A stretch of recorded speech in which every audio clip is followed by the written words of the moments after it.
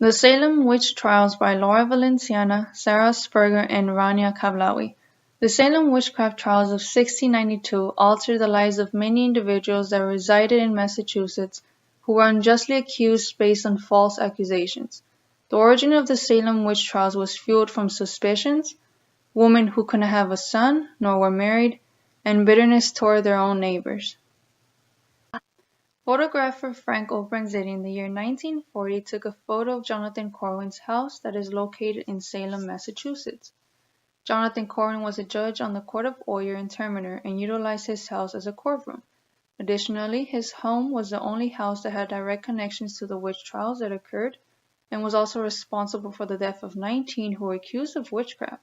The main point of the photograph was to demonstrate the appearance of a house that was responsible for the lives of several who were unjustly accused. Regni Ane Regner Decimo, province of the Massachusetts Bay, was an act passed by the General Court of Massachusetts. It was created to reverse the witchcraft trial outcomes in 1713. The act listed the punishments of the witchcraft trials, the names of several colonists who died, and the colonists who were placed in jail. Surprisingly, the city was opposed to the imprisonment of the people accused. The main point of the Reversal Act was that it released many suspects and rightfully restored the rights of the people who were wrongfully accused.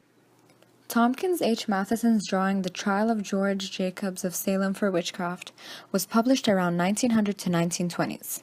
It demonstrated the appearance of a courtroom consisting of colonists who resided in Massachusetts Bay Colony, Judges William Stunton and John Hathorne, who were in charge of the trial, and the accused George Jacobs.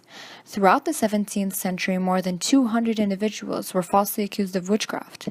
George Jacobs was rumored to be involved with witchcraft and was then immediately sentenced to be executed. Jacobs was also one of the few men to be executed for witchcraft rumors. Matheson's point was to illustrate the cruel reality that occurred within a witchcraft trial case. The petition for bail from accused witches created by men and women was a petition for an appeal written in 1692. The petition demonstrated the men and women's persistence to be freed from the jail that they were placed in after being accused of witchcraft.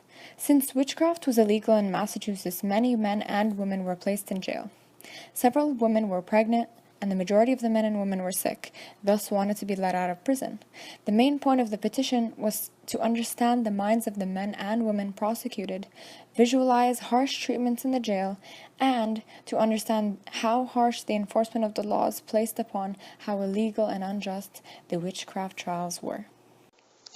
Wonders of the Invisible World was written by Cotton Mather on 1693.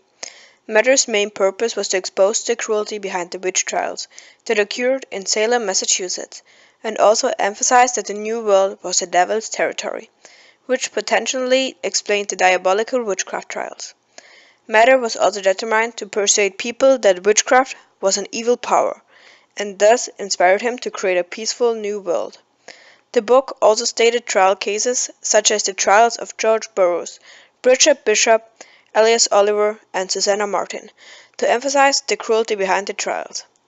The main point of the Invisible World was to expose the cruelty behind the witchcraft trial cases.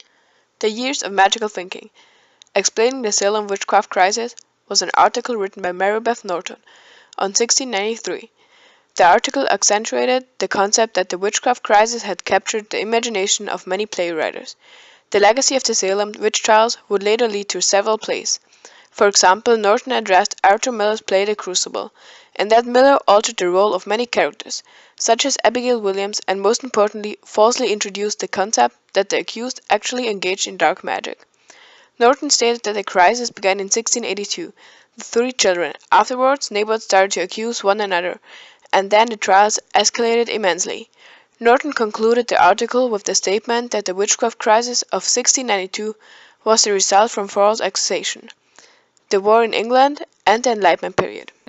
As a result, the Salem witchcraft trials of 1692 transformed the lives of many who were unjustly accused.